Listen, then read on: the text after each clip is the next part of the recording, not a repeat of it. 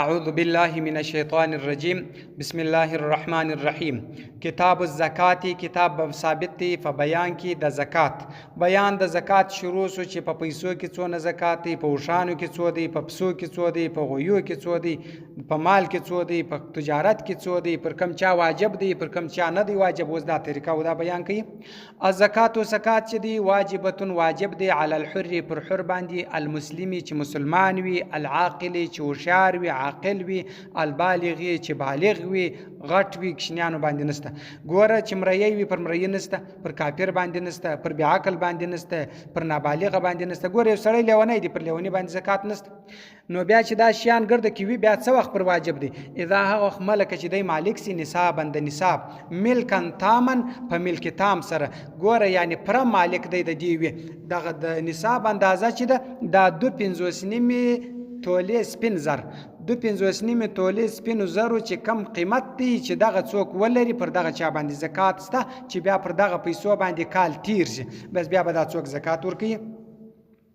وحاله تیر شي علیه پر دې باندې الحول کال، وليس ندی علی الصبی پر کشنی باندې زکات نسته، ولا مجنون نه پر لیونی باندې سته، ولا مکاتب نه پر مری باندې سته زکاتون، زکات پر دغه چا زکات نسته. و من هغه څوک کانه کچیرو علیه پر د باندې دینون پور یحیت احاطه کړو به مالی په مال ده د پیسې درلود اوس 10 لک روپۍ یو سړی لري، خو پر د باندې 10 لک نور باندې دي، دونه پور پر باندې او چې د مال په هغه کې کلی پر دا چا باندې زکات نسته.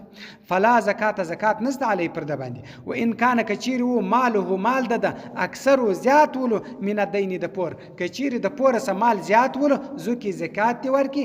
الفاضل هغه زیات چې څونه مال ده د زیات اذا بلغ نصابا، کچیر د خپل مال چې زیات دی د در پور وړو چې د پور وړو ته ورکړي وای نور پیسې د ته پاتې دي هغه دونه ولې چې د نصاب اندازه جوړې دي. د نصاب اندازه ما درته وښول چې 2.5 تولې سپین زر چې څونه قیمت دی، بس دونه قیمت اندازه دغه پیسې جوړې دي، نو بیا د دغه زیات پیسو زکات ورکي. او کال کا پر تیر سولو ولیس نسته زکات فی دوور سکنا په سرای کې د گزارې، د سرای د گزارې سرایونه دي گزاره کې کوي کې وسیږي، په دې کې زکات نسته.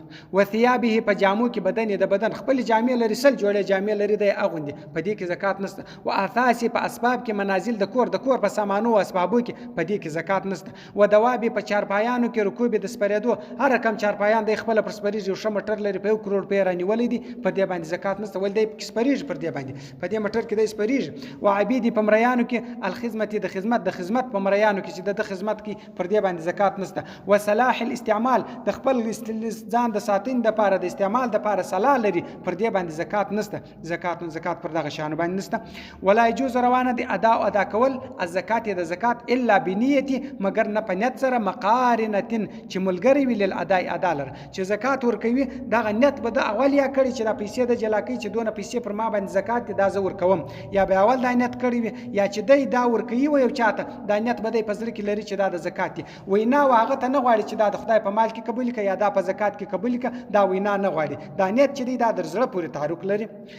الا بنیت مگر نه په نیت سره، مقارنه للاداء چې متصل وي ملګری وي د ورکولو ده، او مقارنه للعزل یا د جلا کولو په وخت کې دغه ملګرتیا د نیت ور سره کړي. مقدار الواجب هغه اندازه چې پر د باندې واجب دي. و من هغه څوک تصدقه که صدقه ورکړه خیرات ورکړي بجميع اعماله په ټول مال سره، ولم ينوي نیت نو زکات د زکات پر یو چا باندې زکات واجب دي، 10 لک روپۍ دی لري په 10 کمال کې پر د باندې زکات خوسته کال پر تیر سوی دي، او بیا دغه پیسې ګرد راوسته د 10 لک ګرد خیرات کې، نو د پر د پر غاړه خو زکات فرض ول، نو بس هغه د زکات بیا پر نسته. ولم ينوي کې سم نیت نه کړی د زکات، بس هغه د غاړه سره سقط عنه فرض، هغه فرض د غاړه سره لري سو په دې باندې.